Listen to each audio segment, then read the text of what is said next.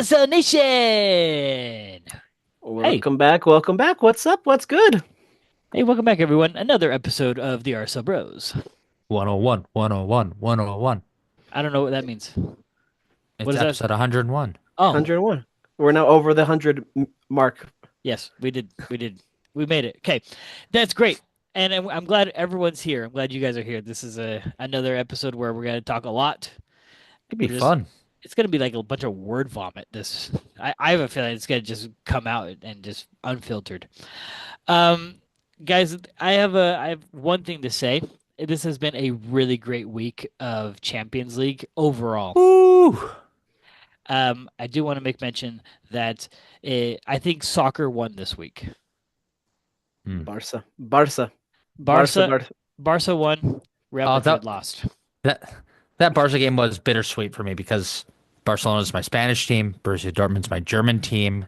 I kind of expected Barcelona to win, not by that much of a margin. Holy cow! But But I mean, But I Dortmund. almost got it. uh, I almost got it it- correct. I said Lautaro was gonna have a brace. I was one goal off. It's true. So I will say with the Barcelona Dortmund game, it's an S tier team playing against a B plus tier team because a bad Dortmund team is a B plus tier team. Yeah, Dortmund is not good right now No, compared to they're what not. they've been to in No. years past. So, um, Gio Reyna was getting absolutely wiped to the floor. that's a conversation for another day, by the way. I think he's overrated. So Yeah, I'll leave that there. he was getting out hustled really badly today. I mean, but granted, it is Barcelona we're talking about. I mean, the only bad. Again, S tier versus B plus tier. I don't know what you mean by S tier. Like S is above A plus. You never Yeah. done those? You never done those ratings as a kid? What?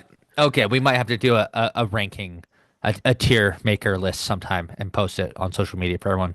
Yeah, I've never heard of an S tier. So yeah, teach me later. I feel old now. You're um, not that old. I know I'm not that older than you, but apparently I'm not as well versed in tiers. But the only tiers that happened were this Saturday, the Galaxy.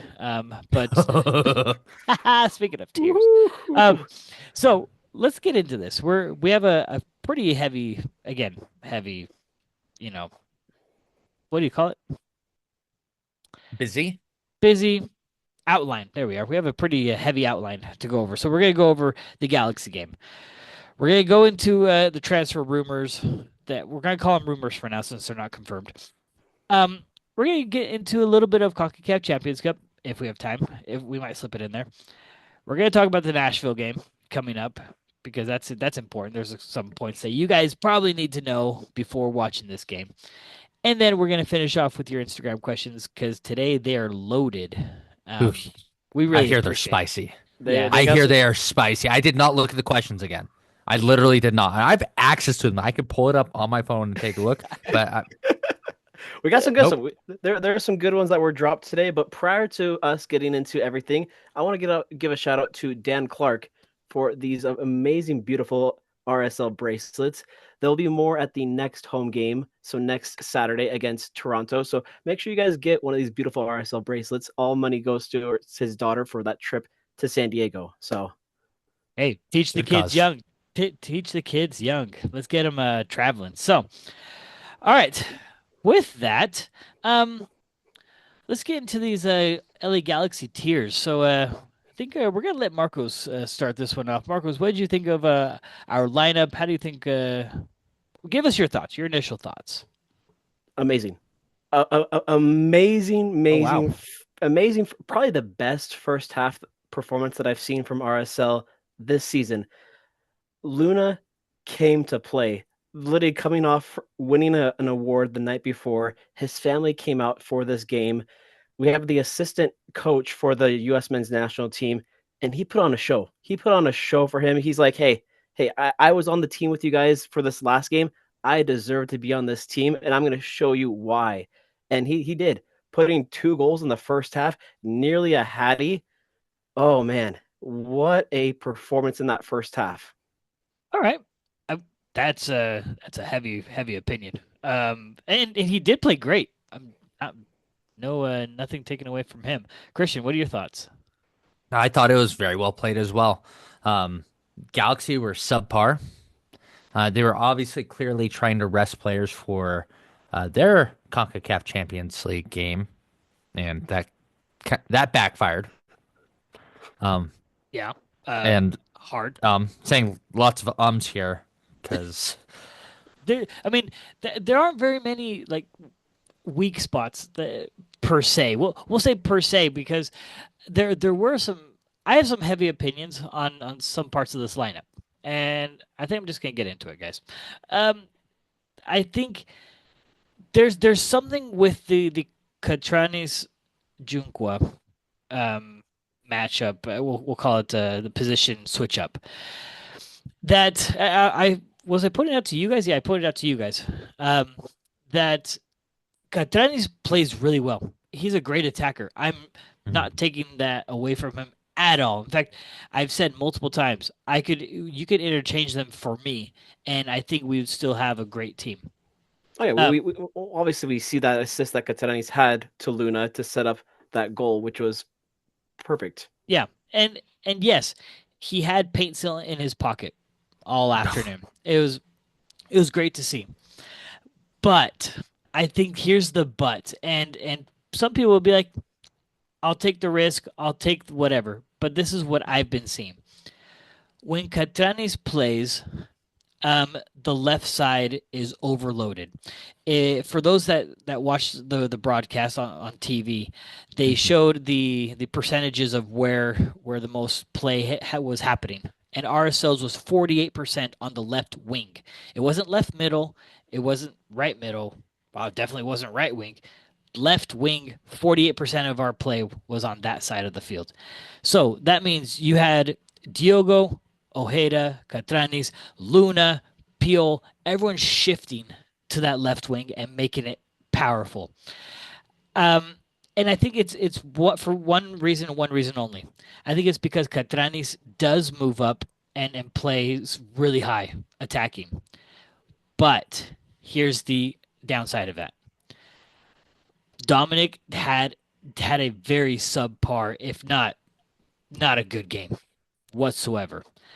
And I think that is due to the all the play being on the left side and him not being able to get involved. When you're not involved as a player, I think you check out. There isn't much involvement when you start playing. So, Well, well, from the games that Junko has played, what's the difference? Like how much more is Dominic involved? great question because I was just about to get into it. So when Junqua plays, um, Dominic's game becomes almost on par or on level with Junqua. So if Junqua plays decent, Markchuk plays decent. Where we see Catrani's playing really well, Markchuk plays a lot lower, a lot less. I mean, check it out. I mean, literally check it out. Go to the Dallas game, and you'll see that Junqua and Markchuk, was it Dallas game or the one before that? I can't remember. The Minnesota game they That's both played. you'll see that they're similar. They also played it again. Flip. I wish I had the schedule up, like handy.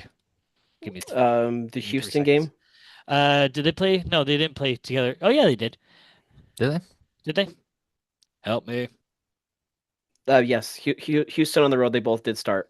Okay, and if you take a look at that lineup, both their ratings per se, um, they are very similar. 7.2, 7.1. So when Junqua plays, I think everything becomes equal across the field. When Catranis plays, it's a heavy left-sided game, and I hope, like, I'm gonna talk myself up. I hope no scouts are listening. But if someone were to want to dismantle RSL and they find out that Catranis is gonna start somehow, some way, literally load your right side. That way you can cancel out the left side. It forces RSL to play to the right side. I don't know. That's my little spiel. That's probably the most negative I can get with this game for now. I don't know. I What are you guys' see. thoughts? I see where you're coming from, like getting Dominic more involved, but we see when Catranis does play, we're more of an attacking threat. It seems like, especially in this one, especially in that first half, how Catranis helps out Luna big time, whereas Junqua not so much helping in that threat. I guess my issue is that I think by having Catrani's play, and again, maybe I'm just shooting bullets wherever, but I think because if Catrani's plays well, I think it's a band-aid cover up to how bad Diogo plays. That's a good point. I He's honestly think that Diogo only plays decent if Catranes is playing balls out on that left wing because the assist from Catranes comes from a pass struggle that Diogo had, but really was that really created by Diogo? No, he was and that just should have there. been and that should have been a move that Giogo made. That was an attacking mid move, not a left wing back move. Right, and that's what I'm saying. Catranes up that far means that there's someone lacking on that left wing, which obviously we all know.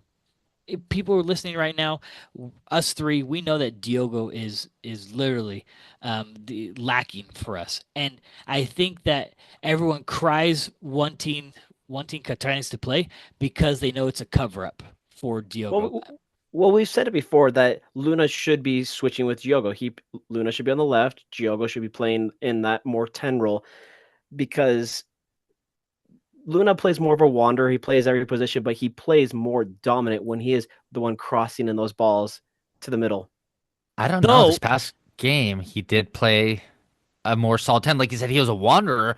And if he's going to wander like that, that 10 position's perfect for that.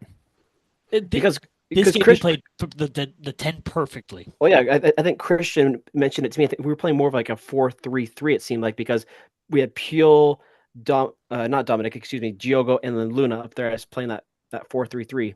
But again, to my point, is because Dominic was basically a non-factor on that right wing. If you saw it as a 4-3-3, it's because Luna and Diogo were pushing up so high on that left side that it almost pushed Peel a little bit more to the right. Yeah, And so, correct. uh, again, if we're wanting to be a more balanced attack, um, either take out Diogo and give me someone who can balance that out, or um, I don't want to say this because it sounds really bad, but put in Junkwa, even though you won't get as much offensive production. I know that. No need to repeat it. But I really think that this team needs to become more balanced because if we only have one way of attacking, I mean, think back when we had Gomez and Gomez was on fire at the beginning of Mhm. 2024. Where was the most of our attack coming from? Same, Gomez. same That as I right just side. gave you Yeah, the that right right side. Yep. side. So if teams would have guarded the right side, we are done for because Luna was kind of MIA at the beginning of 2024. So if we solely focus on one side, we're going to be a one-dimensional team. That's what I'm getting at is that we're right now super one-dimensional. And It's and it's and it's true. it showed in the second half. Yeah, yeah. I was about to say, if you look at the first half stats of this one, yes, LA was dominating possession, 55-45. XG, we were killing it, 1.4 to their 0.08. But shots, four shots, two on target for us, three shots for them, zero on target. So phenomenal, great first half, very dominant. Luna controlling everything. But then I don't know what switched because we see the changes that the Galaxy made in substitutions. We see them take off at halftime. We see Zavaleta come on. Well, excuse me, Ramos, Serio, Paintsil, and then Fagundes. All of them come off, and at that point, they're waving that white flag. They're getting ready for Concacaf, and Now, we but here's my thing. Do you think? Well, do you really think RSO played to the most of their ability in that first half? I think it was the most confident ability that we've seen this year. Maybe not to the most of their ability, but the most confident of their ability. But Because go ahead. with whatever, I mean, whatever Pablo did in practice this week worked. I think making it a more competitive environment was a brilliant move on his part because he did what a good coach should do. He's like, okay, what we're doing is not working. The definition of insanity is trying the same thing over and over and over again and not get and trying to get different results. So he changed it and we got a good result. Um, and I totally lost my train of thought. I was going. Don't you Train just love left it? this. devastation, man. You're Um, fine. But I was gonna say I only have an issue with overall the game performance of RSL because it almost seemed lackluster. First half, yes, it felt like we were on the front foot because of 2 goals in 5 minutes. That but I think we need to take a step back and outside of those 5 minutes and outside of those 2 goals, we only had 2 shots in the first half. Hmm. Exactly. it's So true. really, what was it? Just did RSL really play really well? I don't I don't know. I think It, we played to our what everyone is expecting so far. I was going to say it seemed like we were playing down to LA's level, being a last place team. We were going to play just like them. And it was kind of sad. Yes, we got those 2 goals within 5 minutes, but there was no offensive firepower after that. Mm-mm. Second half, dominating possession, but only 2 shots for us. None of those were on target. And I liked the substitution bringing on Jesus. Jesus didn't really bring much, but Pablo mentioned in the post game, be prepared to see more of Jesus in games to come, and that makes sense with them dropping Ayago down to the Monarchs. We need fresh players just like that. But I totally get it, and it's exciting to see other players get their chance and whatnot. Hmm. But the second half, we only had 2 shots, and Yeah, guess who had those 2 shots? I know you can see it. was it? I think it was Luna. Both of them were Vera. Oh, Yeah, it Yeah, was a boring second half. it was useless possession. Again, we fall back into useless possession. We had the better players, and yet we could not push forward. And they subbed out all their quote unquote first team players, and hmm. that for me is worrying because I would hope I would think that for instance you sub out Piol, you put in Jesus Barea, and you should get the same kind of effort, same kind of firepower. You let's see, who else do we put in? Tyler Wolf. But For me, Tyler Wolf is just a guy that just puts in work. He's not a difference maker. So when you put him in the second half, it's kind of like blah. oh, That substitution surprised I think both me and Marcos. We were expecting to see Lachlan Locky, Brook. yeah, That would have been that would have been a better, more aggressive substitution. Well, absolutely. and that's the thing. I think the Diogo subs surprised me how early it was. 69th minute, even though it's not that early, it was early for what he's been playing lately. Mhm. Um, but I think yeah, Lockie not getting minutes is super surprising. I probably would have put in Lockie over Wolf. Again, we don't know what's happening in practice. I mean, Marcos, you were at practice, and I'm pretty sure you see more than us two.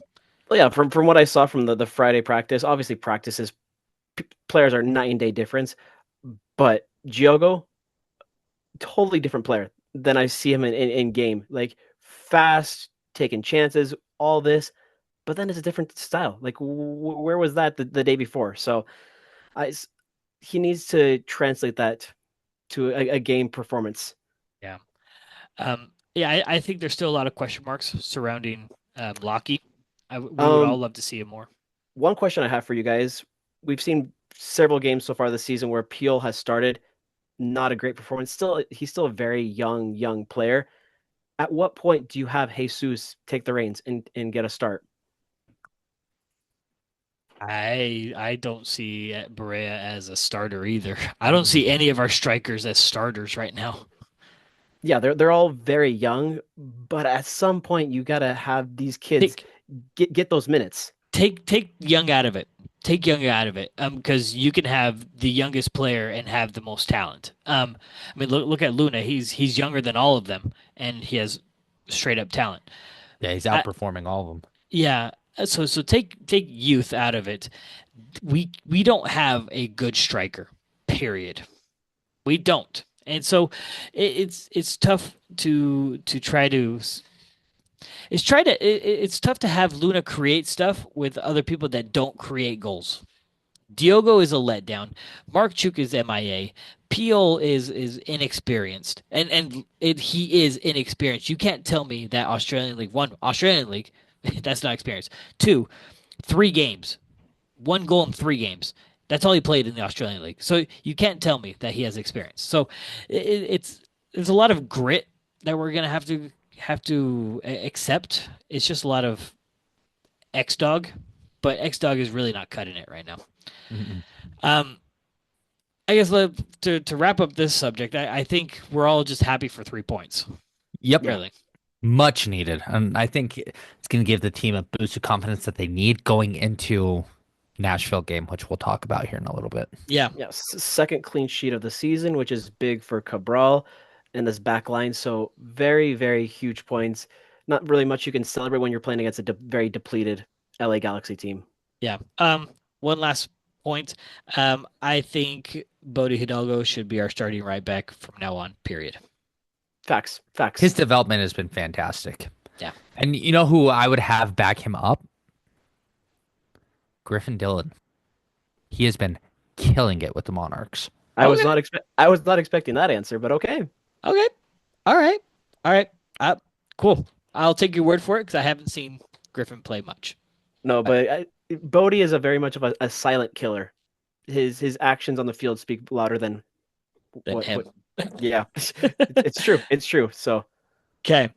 All right. Switching gears because we just ended on a pretty heavy striker topic. There is You want to keep rumors. going? No, I don't want to keep going. That's oh, We're jeez. we're gonna keep going. We're gonna we're going to keep going in a different direction. There's rumors came out. I'll give you my timeline of how the rumor went down. Yesterday I was listening to ESPN 700, the drive home with Spence Checkets, and they had Kurt Schmidt on, and this is how I heard it. So take it for what it's worth. Um, they asked, I guess the question was brought up to Kurt about if his phone's been blowing up or if he's been on the phone very often. How has he been doing with all this transfer window coming up? And he goes, yeah, it's been getting my sleep. I have to get used to the time zone where these players are at because we're it's obviously a huge difference from European time and whatnot. And so Spence is like, wait, so you're telling me that this player that you're talking to is coming from Europe? And Kurt immediately says, crap, I shouldn't have said that.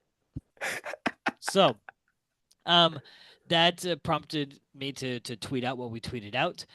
I don't know if that also prompted someone to let Tom know. Tom did his little digging. I bet someone gave him the spiel. Tom's a wizard. I think, yeah, I think he's a wizard. Or maybe he just talks straight to Kurt, and Kurt's like, yeah, here, I'll just give it to you. So the rumor is that that RSL is in talks with another Slovak. We are pretty familiar with Slovakians on our team, but this one is a center forward, a 25-year-old center forward, number nine, a nine. a nine. He currently plays in the Portuguese league for Boa Vista. Yep, Boa Vista. There it is. His name is Robert Bochenik. Correct. So I need your guys' thoughts on this rumor. We'll start with Christian.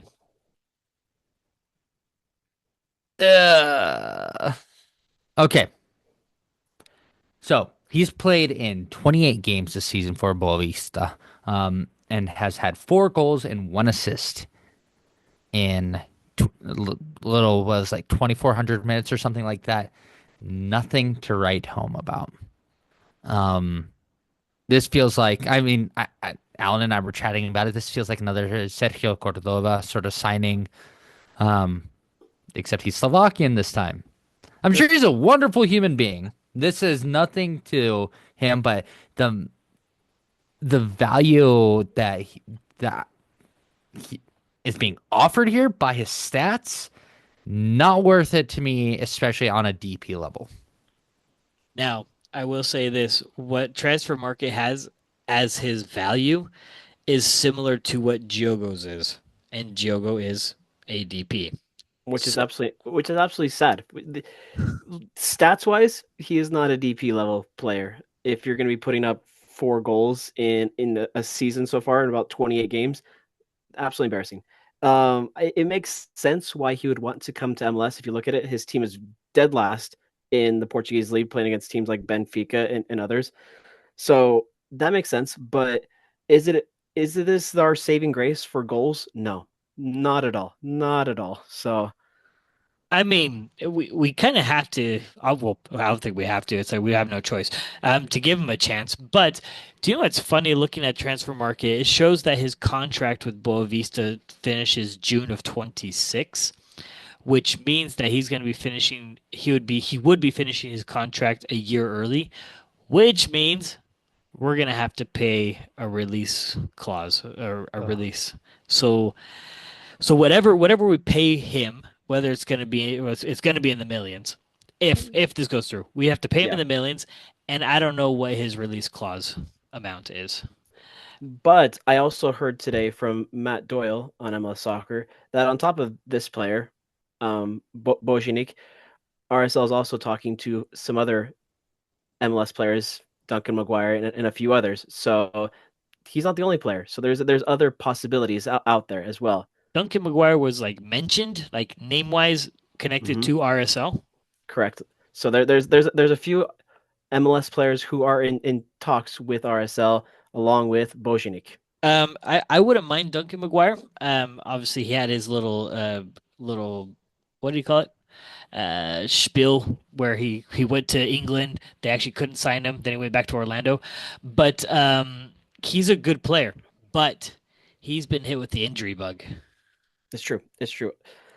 and that's worrying because we can't we can't afford to buy a really good player. And that when he's healthy, he's good, but he's healthy every once in a while. That's the kind of player we don't want to buy, and we don't want to buy another Rossi. No. Um, so so then the question now turns into just like what Marco said, is this the striker we are actually hoping for? What would be DP level for you guys? What was your expectation of whoever this nine was going to be? Somebody who's at least scoring close to if not 10 goals a season, at least contributing to their team, not somebody who's subpar and kind of riding the bench. Well, he's not riding the bench, trust Yeah. me. He's a starter. Well, He's a starter, but no, I agree with Marcos. I need to see consistent production. Um, Yeah, he has transfer market again has 26% goal participation. That's it. like yeah, their last game they won 2-0, but he didn't really help out at all in that. I think he had what 2 shots in their last performance on Monday. So Um, I mean, could we say that this might be another, I don't know, Matt Crooks, where he's in a great place, great time, but mm, but no, because if that was the case, his team would obviously be doing a lot better. yeah. I mean, they're a dead last in the Portuguese league. It, yeah, it, this is not somebody that I think is worth our time. Now, am I down to be pleasantly surprised if this does come to fruition and we do sign him? Sure, I'm always down for it. I want him to prove us wrong and come in and start producing goals and awesome. Yeah. absolutely. It's players like this when Kurt and Jason go out. I wonder what do they see? They must see something very particular that catches their eye. They look past last place. They look past stats. They're like, I want this player. Also, this is our, I'll call it second transfer window in a row that we have, if I'm not mistaken, we are at zero South Americans. I think you're correct. So the one that ended last August where we got rid of Gomez, we brought in it was Diogo, Dominic. Uh, Those were the Peel. major ones. Well, Peel was the next one after that. Yeah, that was the next one. But the August one was Diogo, Dominic. Any other major ones? I can't remember. I know it was like Benji, Mitchell. Um, who else came in? Dadgummit. You see, that's how insignificant they've been. But and then January we get Adiago, Peel, um, That's Hell, about it. really? I mean that those are our biggest names, and so it almost seems like we're going away from South America, where bias. I think we've had our most success with South American players in our club history. The times where we've had most success is when we've had South American players. When you look at, and I'm gonna get crucified for this. When you look at the Dami Rusnak era, we did not have that much success. You can't tell Sure. me that we were competing to be top of the league. We weren't completely dominating anyone. Whereas when we had, and obviously I'm naming one player, but it'd be Javi. When it was the Javi era, there was no doubt. And the past two seasons, we'll call it, when we had all the Colombians come in, we had chemistry in there. Oh yeah. Yeah, 23. What wasn't like end of 23 wasn't super impressive, but 24 No. obviously it was like super impressive. We had a league leading candidate for MVP. We And were this fighting is for why some. this is why when Kurt mentioned on ESPN 700 that he said it's going to be a European, I was crossing my fingers so hard that this is going to be a Spaniard because, like you said, when we have Hispanics, we have a Spaniard, they could be able to mesh and they could be able to vibe. Because I'm kind of worried when we lose Ojeda possibly this season, when we lose Pablo, we lose Nelson, we lose Vera.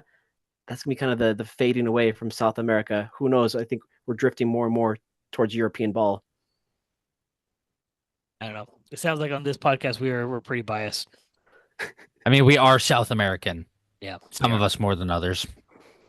blood. Still, Still, still. still. And I guess that's where I'm starting to lose a little bit of faith in this transfer window, only because, again, we get a player like Bojanik coming in, and you're like, what the heck? But We've been waiting all this time for this. So is it real? Stay tuned. We'll find out at the same time as you guys about it, yeah. 2 weeks or so transfer window closes. So How much? Oh, 2 weeks from today or from Wednesday. Yeah. yeah. So, all right. That's Woo. yeah. And then apparently they're saying that there's a second one floating around. For me, I think we're only gonna get one. I think that second one's not gonna come till summer.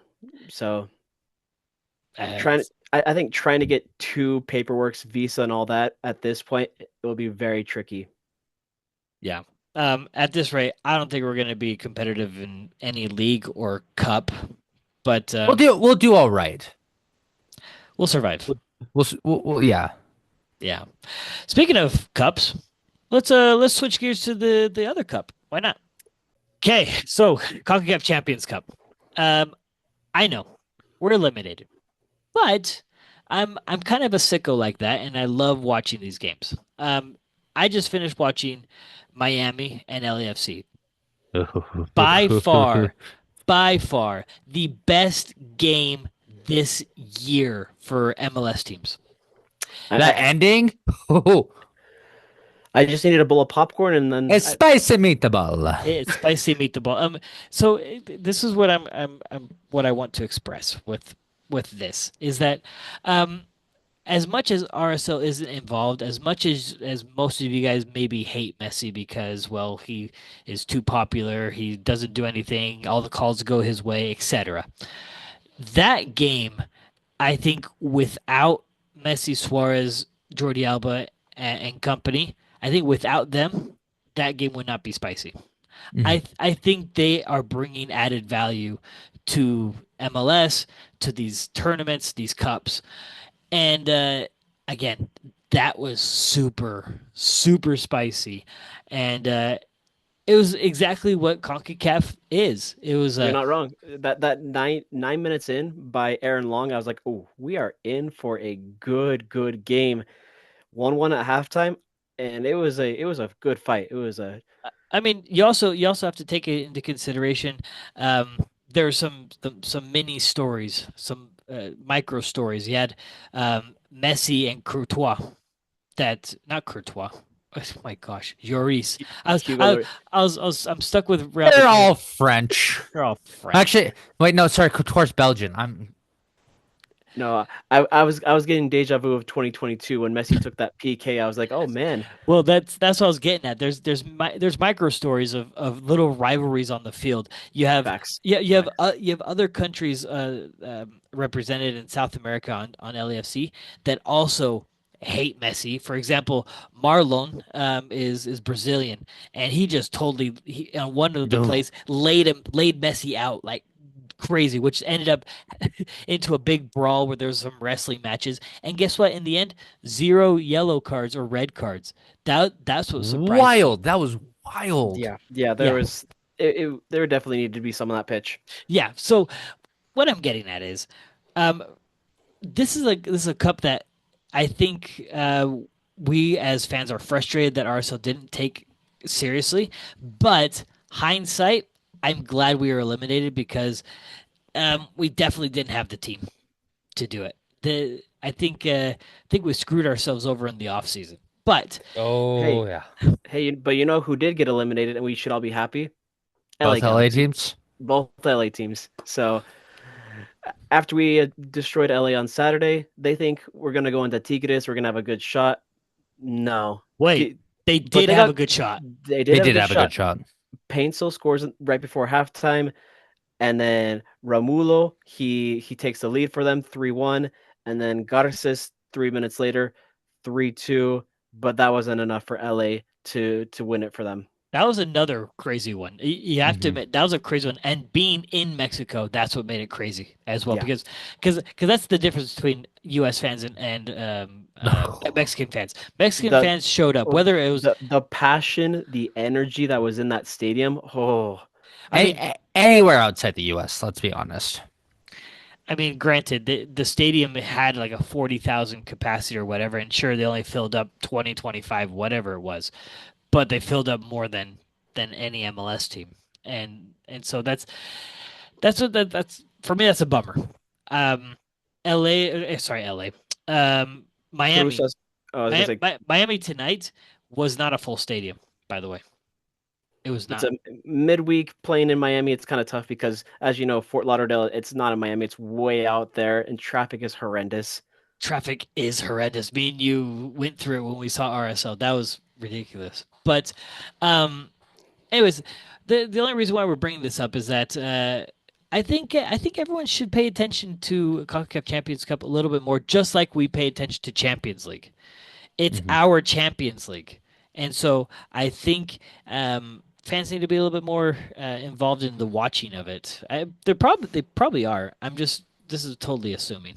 Um, Yeah, America, who RSL plays in August, lost to Cruz Azul, which was a big loss. Everybody thought that America was going to go all the way to the final, but not so fast. Cruz Azul, wow. Yeah.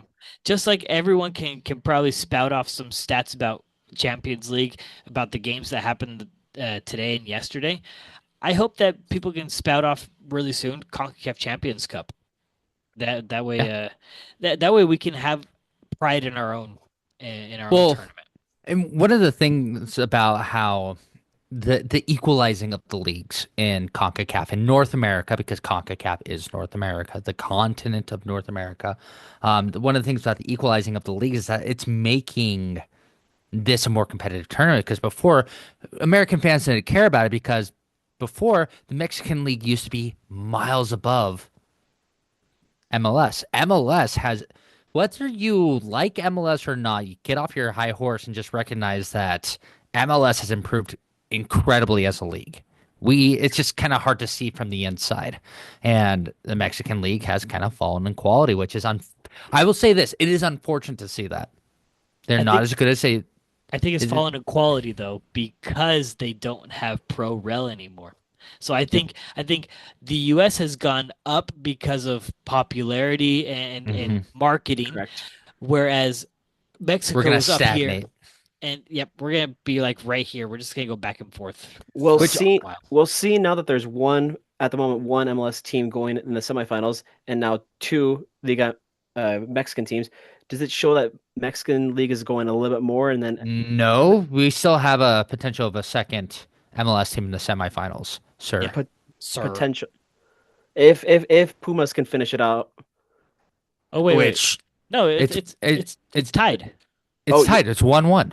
excuse me. You're correct. You're correct. Yeah, it's all tied. So, yeah, we do have a potential for a second MLS team, but I don't think I don't think Mexican clubs are going on the up and up. In fact, I would say they're pretty stagnant, like what Christian was saying, or they're in decline right now because of the amount of times lately that MLS teams have been advancing. Where previously you'd see even MLS teams get eliminated in the quarterfinals, and that's it. Semifinals was just full of Mexican teams. Now it's starting to become less and less often. So, keep an eye on these tournaments. Leagues Cup is also another thing. I think we should keep an eye on Leagues Cup. It's a mini Champions League. I'm not going to take it as seriously, but CONCACAF Champions It, Cup, it, it that will drive better competition, honestly, than MLS will right now. yeah, yeah. I think so. I think so. All right, we have a lot more to go. Let's hit up this Nashville game because RSL is gonna go on the ding ding ding ding ding ding ding road, and Ugh. we're gonna hit up Nashville, where I don't know. Nashville is where are they in the standings? They are mid-table. Great. On a two-game losing streak. Who have they lost to?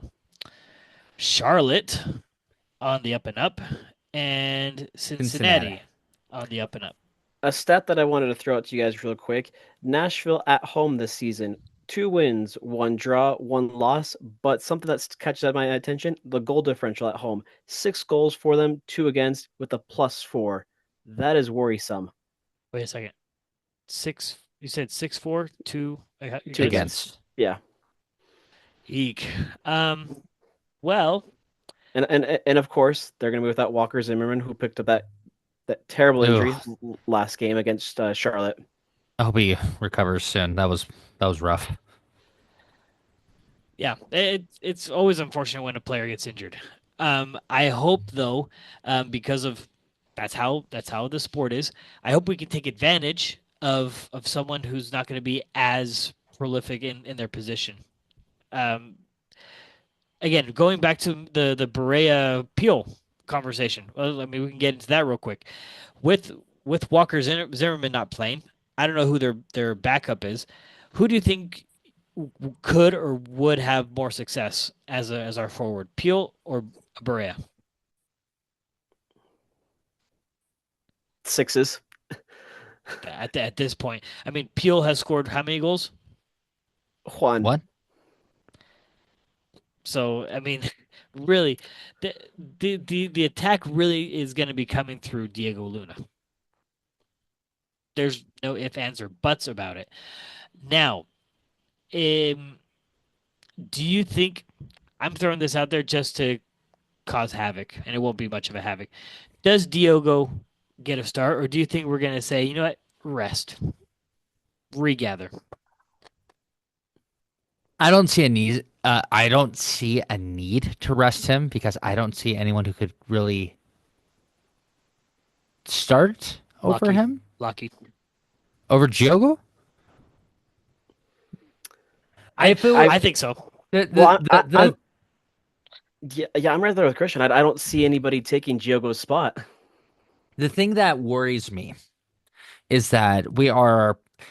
If it was against another bottom table team like the LA Galaxy or now taking a look at the East, if it was against Montreal or Toronto, um, I would maybe lean more towards starting Lockheed to get a minutes. It's a good opportunity for him to perform. But we're playing against a similar level team.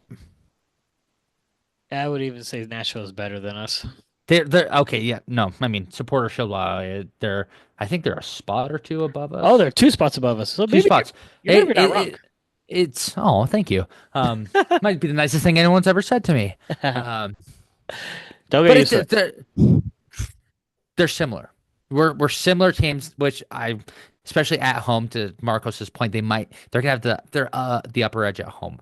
We're gonna want our best on the field, which means we need Giogo to step up. I think sitting him would be an error. Mm. I can see that. Yeah. I'm just trying to find maybe this is just me trying to be the coach. I just want to figure out a way to sit him. Like I need the team to take a break from him and and try to get a breather of a breath of fresh air to see who can actually bring the game. Because again, we're missing defensive effort, we're missing offensive effort. Everything that I think all us three plus a lot of fans we can see that in Locky. I really think we can. And No, so it's the sad reality, but I just don't know if Pablo realizes he must see something at practice, like I said, where Diogo is standing out amongst the others. Something that worries me going to this Nashville game is the most obvious one: how to stop Hani Mukhtar. The man, he won MVP of the past few seasons back for a reason. He is a threat on goal. all right, Yeah, that's where my biggest worry too. what wing does he play? He plays Right. on the right side. Yeah, And whose side would that be? Katranis and Junqua. I'm telling you. I'm telling you. So in this game, having Mukhtar on that right wing, who do you play? Catranis or Junqua? Do you stick with Catranis because offensive against offensive just cancel each other out? this is be the yeah. I'm gonna have to go with Sam. Sam's gonna have to go with the start on this I one. I hate to agree, but I agree. I don't know. We can't leave Mukhtar alone, and one of the risks of playing Katranis is that he would leave Mukhtar alone. And I guess that going to the looking at their starting lineup, they play a 4-3-3, Hmm. which begs it almost says, "Hey, let's play a back three ourselves, just to go man. We're just gonna man mark, and so therefore it'd be Vera, Mukhtar, Glad on Surridge, and probably most likely Bodie on Qasim. Hmm. Um, I don't know. It almost sounds like croissant. Croissant. Croissant. um, so I guess if we were going to talk about if the strategy is to play more defensive because of how offensive Nashville is at home, then it would be Junqua. But if we want to take put our best foot forward, it could be Catranis. Here's the thing, and something I want our listeners to understand what we mean by playing defensive. We don't mean park the bus. That's I think a lot of times when RSL fans hear, "Oh, we're gonna play more defensive," they assume that we're gonna sit back and just park and just we want to get out of there without giving up a goal, rather than getting out of there without scoring a goal. Right. No, this is Junqua has the tendency of marking back a little bit more. It doesn't mean that he's not productive up front. It just means that it's less often because of the amount of threats that are in the back. So, um, yeah, that's probably the one position that I would just have a bunch of question marks. That one, and I possibly with the past game or two of Dominic not playing his best, do we see him hit the bench first and come off in the second half? That could benefit him, which is I know complete opposite of what I just said for Diogo. I'm just saying, Diogo would benefit hugely coming off bench. I mean, I love going back in time. Go back end of last season when he came off the bench, he would play better off the Oh, yeah, bench huge, and match up with huge, Chicho. huge difference maker. That's what I'm But saying. you do make a good point in that. My keys to this game in Nashville: watch Mukhtar. Mukhtar, if you shut down Mukhtar, I think we'll be able to stay in this game. Second key to this game: communication. We saw in that LA game in that first half. Yes, we had a shaky second half, but communication was key in that first half when we had those two goals. And if we have that on an away game, look at the Houston game when we had that communication. We scored those two goals. There was that communication that everyone was connected. If we have that on the road in Nashville, then I think we'll be able to pick up a result. I do want to make a slight point. I think someone was mentioning on Twitter how they thought that the team wasn't in sync with each other during the LA game because of hand raising or it looked like finger pointing, fault finding. I Luna did mention in the press conference he was frustrated with a bunch of his teammates in the second half because nobody was able to be where he wanted to for those passes. I think that we shouldn't look too far into it. I think No, that the no. players do have a good relationship. Just when you're in the heat of the game, you get frustrated. It's Hmm. totally normal. But I don't think that there's anything wrong with their relationship in the locker room. I really don't. Having been back there, I don't hear a lot of it. There are some games where people are frustrated, but that's just the same as a normal nine to five job when you get frustrated with a coworker for doing one thing, but you're still on good terms. It's all Agreed. good. It's all good. All right. With that, Oh, is it? Is it it, time? it's time. Oh boy. Prediction time. It's prediction time. All right. I'm gonna lay it on you guys first. Please. Give it to us. So, I'm definitely not feeling super confident, only because Nashville has been really good at home. So, this one is gonna be a 2-0 loss for RSL. We're gonna get shut out. Christian, your turn. Yeah, this worries me a little bit as well. Um, but I don't think. I mean, the thing about Nashville right now is that their center backs are weak. There's ways to attack through the center, and I think that it is possible. Unfortunately, I think it will probably be a loss as well, but I'm going to say it's a 2-1 loss. All right, a little bit better. Moquitos. Locals. Yeah, I'm not feeling very confident in this one going on the road as well. This is gonna be very difficult trying to stop a MVP caliber player in Hani Mukhtar. So give me a 1-0 win for Nashville. Or a 1-0 loss for RSL. Cup half empty, half full. So that's it's gonna be a rough one. But obviously we're all hoping for surprises. Surprise I us. I, I do like surprises. It's true. All right. With whatever time we have left, I don't even know how much time we have left. Let's throw down some Oh, we've got time. all right, good, because there's some questions that we might want to elaborate on. So, Margos, Instagram questions. Here we go. First question of the night for you guys. What is RSL missing?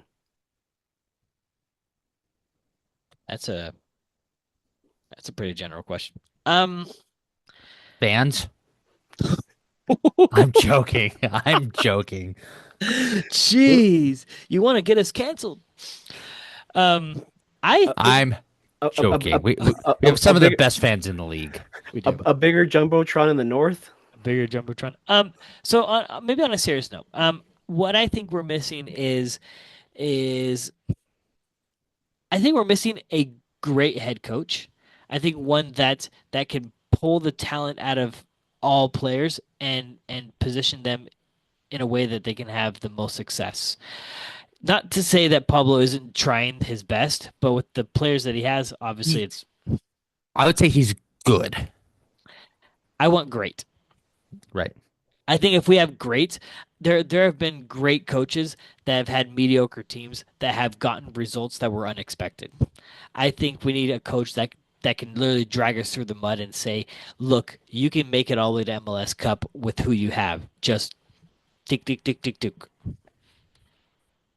I don't know. That's the first thought that came to my head.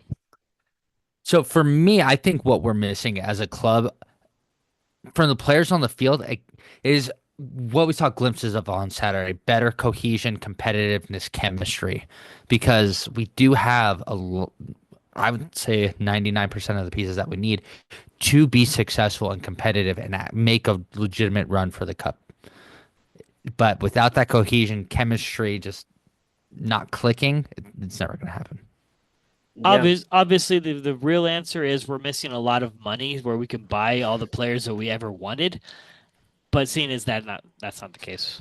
No, for me it's the player that wants to score goals besides Diego Luna. So if it's just him, the team's not going to survive. So we need the team to want to have the Ganas to score in the back of the net. By the way, I think you're the one that said that, or was it Christian? Someone said that Luna was going to be Golden Boot for RSL. I think that was Marcos. I think you don't want anyone else to score. You just want Luna to score. I know. That's your Bet. deep dark secret. Here we go. Question number 2 for the night. Will Luna flop? I don't write the questions, you guys. Don't get mad at me. On Does the field, in his performance. does this person hate RSL? No, Um, I don't think Luna's gonna flop. I think he needs to find his consistency. If he can find his consistency, he will be great. Yeah. yeah, Yeah. he's not a I, flop. I think with this performance that he did against the Galaxy, I think he has a for sure shot at the U.S. men's national team. Not as a starter, probably right in the bench, but if he puts up consistent game after game, I think he'll be a great player. I He's think gonna take Gio Reyna's spot in the U.S. men's national team, I and hope that's so. not even a question. I hope so. I think the only way that Diego could flop is if someone started playing him in a position that he's not comfortable with and therefore cannot produce what he's been producing lately. I think the key to making sure Diego Luna has the most success possible is playing him in his favorite positions, which is left wing and attacking mid. And honestly, the only other way he could be a flop is if he left the club too early to go play in Europe. Ooh, great point. Great point, because I think we've already discussed this, and I think most people agree he cannot leave RSL before World Cup. Yeah, yeah, because we're seeing what effect that's having on Gomez right now, and it, yeah, Who's Gomez? Don't know. Nobody knows, not even people in Stade Rennais. Um, quién Uh, quién sabe. Quién sabe? Next quién question: sabe. do you think the new signing will have an immediate impact, or will it just take time? Or will it ever take? Um, Immediate impact.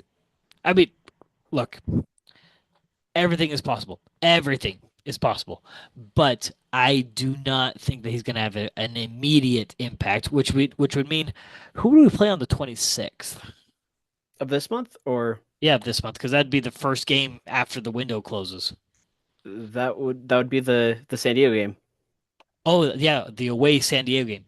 I don't know if he's going to be I don't know if he would be available for that. Who do we play the next one? Sorry, I'm going to quiz you. Um, Come on. We play Vancouver away. All right, that is a really tough one. Uh, If we were to have him available and start Vancouver, I don't think we'd have immediate impact. Mm-mm. Yeah, It all depends on who we sign, though, officially. officially. But if obviously we're talking about this guy, we're talking about Bojanik, and immediate no.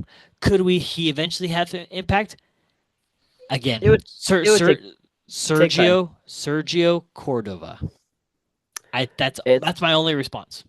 it's going to take several months for him to get used to the MLS style, traveling, everything. So Sergio Cordova, European style.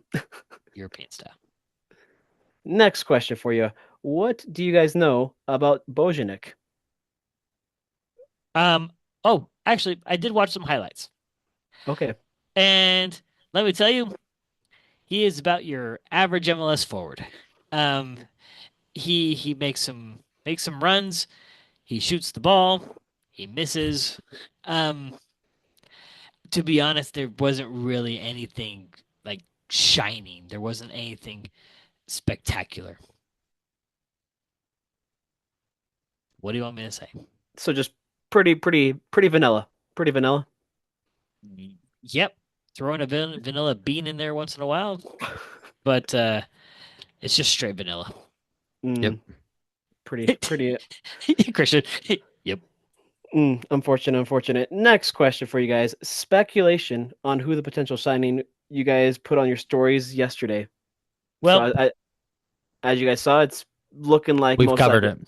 it. Yeah, sounds like this person wrote the question before Tom tweeted. I think so. Um, but Still but think I you're great. Keep submitting questions. keep doing it. But the McGuire one is the one that interests me. I hope that we're one of the front runners. Granted, I know that is he injured right now? I think he is injured, and he doesn't come back until like mid-May, something like that.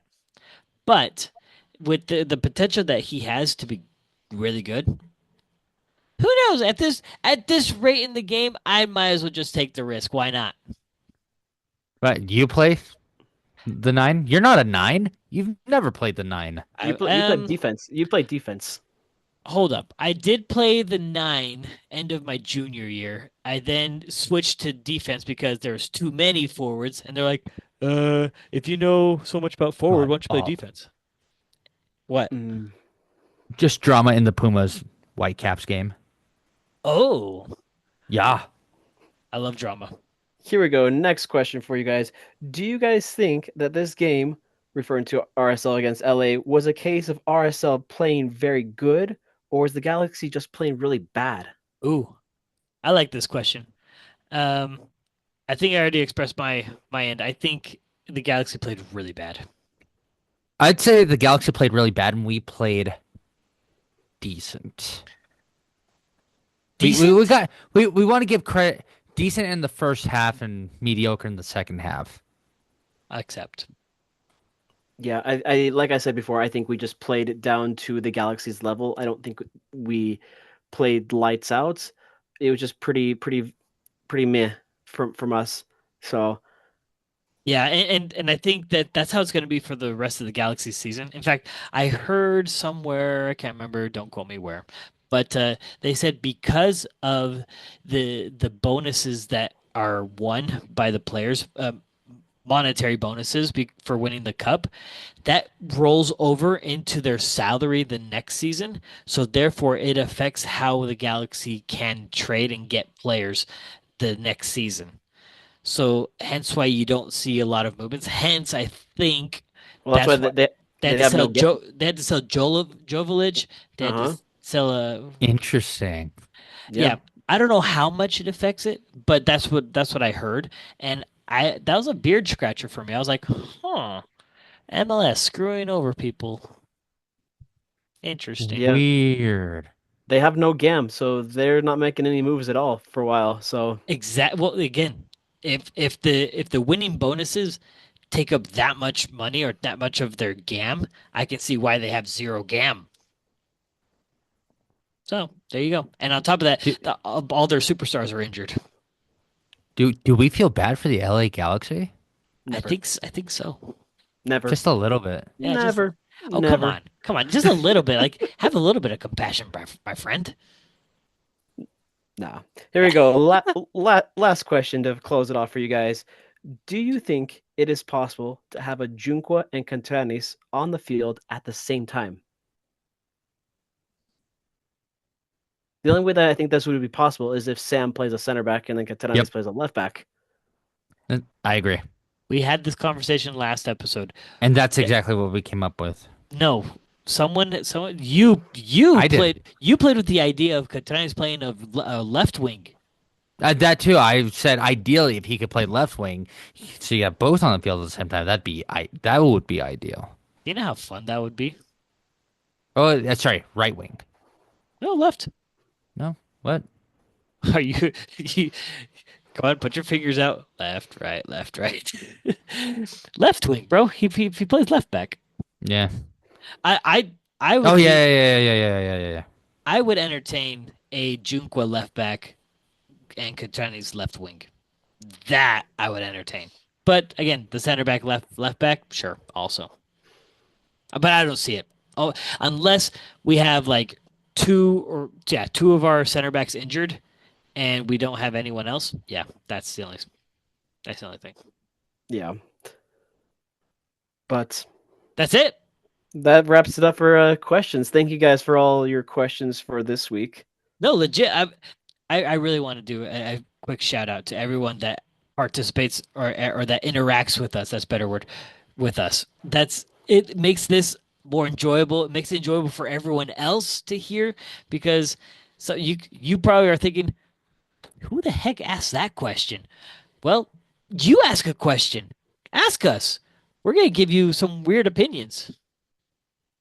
Yep. So every week, make sure you guys drop your questions because we like answering those. So I'm gonna say this again. This is my favorite segment, just because it's just It's a great segment. yeah. So, so um, any last minute thoughts? Any last second thoughts about anything? I just hope that this weekend we all walk away with 0 points in our prediction standings because RSL proves us all wrong. You won, didn't you? You got 2 points this Oh, weekend. Chris, abso-freaking-lutely, I won. Christian, he kept on bragging it to me after at the game. He's like, "I won, I won." Hey, Who was Marco, right? Me. Who was Marco's got 0 points. Who's gonna be sitting in last place the whole season? This guy. Yep, you're horrible. It's a good thing you're good at asking questions. Yeah, You're good. really Yeah. good at asking questions. Hey, honestly, y'all can listen to us ask our questions live on the Utah Soccer app during the post-game pressers. You can hear Marcos asking the questions. I usually run cameraman in the pressers, but tune in to a post-game presser when we're at home, and you'll hear us asking our questions live to Pablo and the players. Yeah.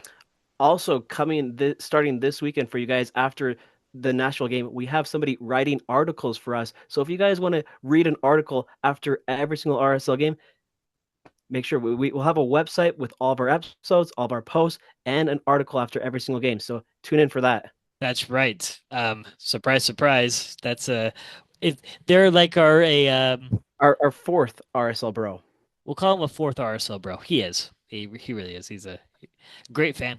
I think wasn't he like he was the leader of Valentino. He is the supporter of Capo. the capo of the Right Brigade. So if you know him, give him a shout out. He is our official article writer for the RSL Bros now. Excellent. Well, great topic to end on. Guys, I love this. So, Marcos, send us off. If you guys aren't already, head over to Twitter, head over to Instagram, follow us at the RSL Bros. Catch us wherever you catch your podcasts on Spotify or Apple, and watch us on YouTube. Spotify. Spotify. Spotify. All right. Peace out. Bye. Ciao, ciao.